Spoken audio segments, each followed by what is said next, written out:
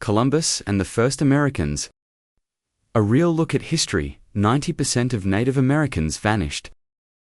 Not in battle, but in their own homes. Wiped out by diseases they had never encountered. Columbus's arrival wasn't just an exploration. It marked the beginning of an extinction. They were dead before they even knew what was killing them. Was this inevitable, or was it by design? History holds the answers. Follow Native legends and history stories to uncover the truth they never taught you in school. To understand this, we must go beyond the well-worn narratives of European brutality. Because while the conquest of the Americas was undeniably violent, the lands Columbus and his men stepped onto were not untouched paradises of peace. They were territories carved out through centuries of war, shifting alliances, and brutal survival.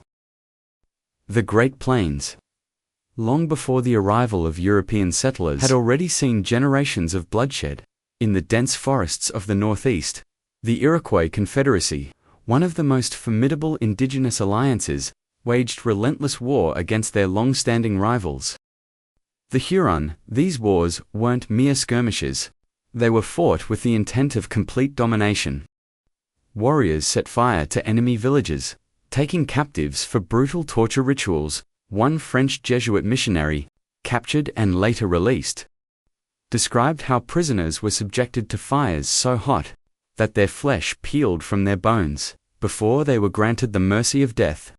Entire families were either slaughtered or assimilated into the Iroquois ranks, children raised as warriors, women taken as wives, while the elderly and weak were discarded to the west.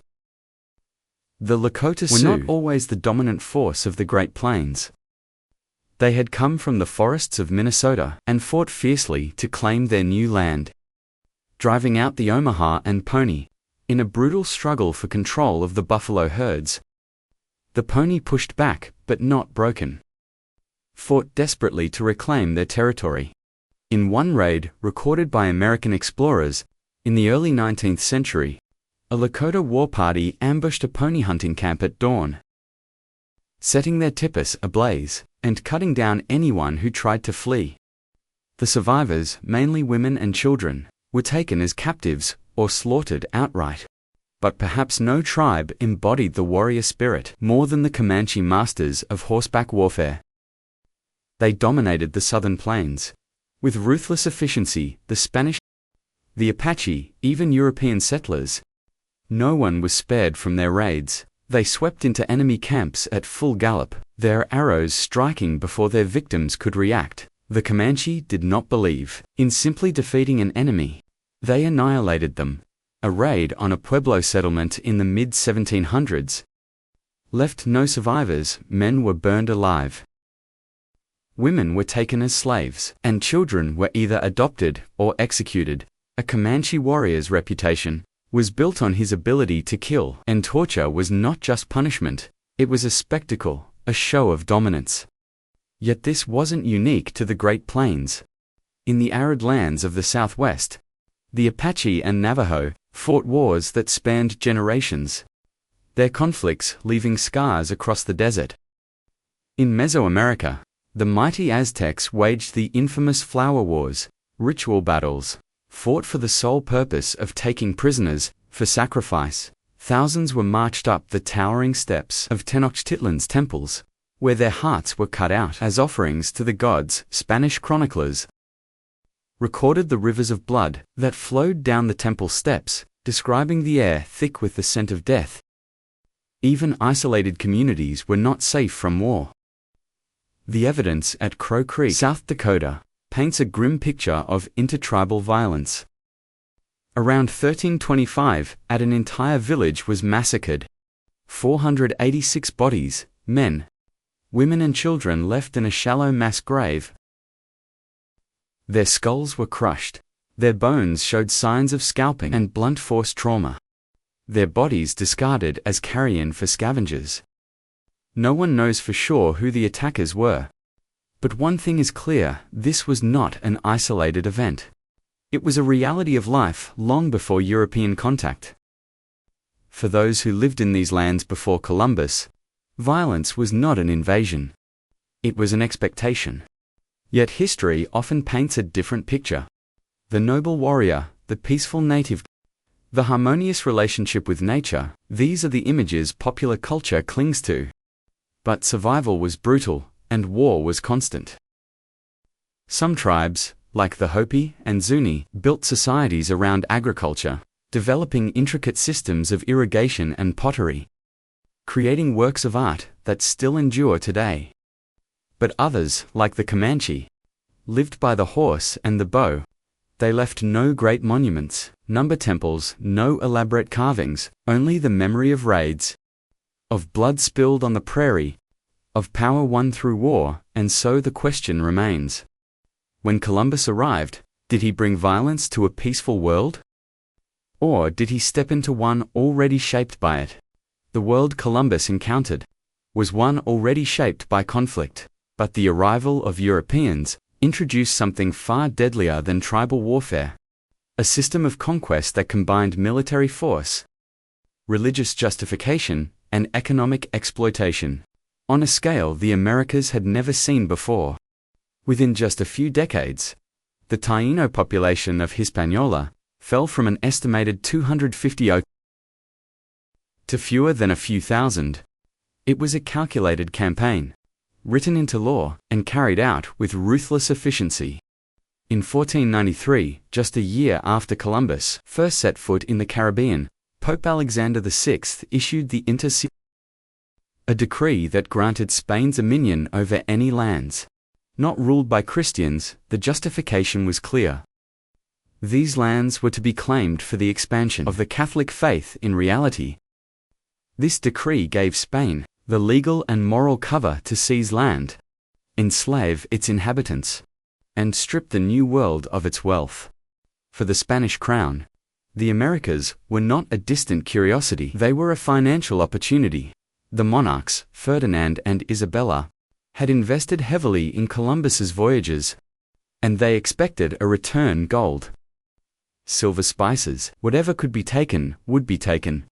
To achieve this, the Spanish established the encomienda system, a brutal form of forced labor that placed entire indigenous communities under the control of Spanish settlers. In theory, encomenderos were supposed to protect the indigenous people and convert them to Christianity. In practice, it was slavery in all but name. Those placed under were expected to work in mines, fields and settlements for their Spanish overlords, often without pay, often under the threat of violence. If they resisted, they were tortured or killed. If they failed to meet their quotas, they were punished severely. The system was designed to extract as much wealth as possible from the land and from the bodies of its people. But perhaps the clearest example of Spanish brutality came not from royal decrees, but from Columbus himself. When Columbus was appointed governor of Hispaniola, the largest island in the Caribbean, he ruled with an iron fist. To him, the indigenous Taino people were not equals, nor were they partners in exploration. They were subjects to be controlled, laborers to be exploited. He imposed a harsh gold tribute system. Every Taino over the age of 14 was required to deliver a quota of gold to the Spanish. Those who failed had their hands cut off, and were left to bleed to death, as a warning to others. Since gold was scarce in many regions, fulfilling these quotas was impossible. Thousands died from exhaustion, disease, or execution, for failing to meet an unachievable demand. Columbus's men treated the island as their personal kingdom of terror. Women were taken as concubines, with many accounts detailing how Spanish soldiers kidnapped young Taino girls as young as 9 or 10, selling them into sexual slavery. One of Columbus's own companions, Michel de Cunha, wrote with disturbing enthusiasm about being given a Taino girl and how he brutally raped her. For the men, the punishment was just as cruel. When a group of Taino resisted Spanish control, Columbus ordered a mass execution. Some were burned alive in public. Others had their bodies mutilated and displayed as warnings. Those who survived fled into the mountains, only to be hunted down like animals. The horrors on Hispaniola were not isolated incidents. They were part of a larger strategy of conquest, one that spread across the Americas as Spanish explorers pushed further inland. Few accounts capture the full brutality of Spanish rule. Better than the writings of Bartolomé de las Casas, a Spanish priest who initially supported the conquest, but later became one of its fiercest critics. He witnessed, firsthand, the treatment of the native people and recorded it in shocking detail. They took infants from their mothers, swinging them by their feet and smashing their heads against rocks. Others were thrown into rivers, their bodies floating down the current. As Spanish soldiers laughed, Las Casas described how entire villages were wiped out for sport on some occasions. Spanish soldiers would tie groups of indigenous men together, hanging them from wooden poles in groups of 13, one for each apostle, as they mockingly claimed, and then set them on fire. One particularly gruesome method of execution involved testing the sharpness of Spanish swords. Las Casas recorded that Spanish soldiers would bet on who could cut a man in half with a single swing of their blade. To them, it was a game. To the indigenous people, it was the end of everything they had ever known. The obsession with gold drove Spanish cruelty to unimaginable extremes. When gold deposits were exhausted in some regions, Columbus and his successors turned to another commodity: human lives. In 1495, Columbus organized a slave raid, capturing over 500 Taino men and women crammed onto ships like cargo. Hundreds died before they even reached Spain.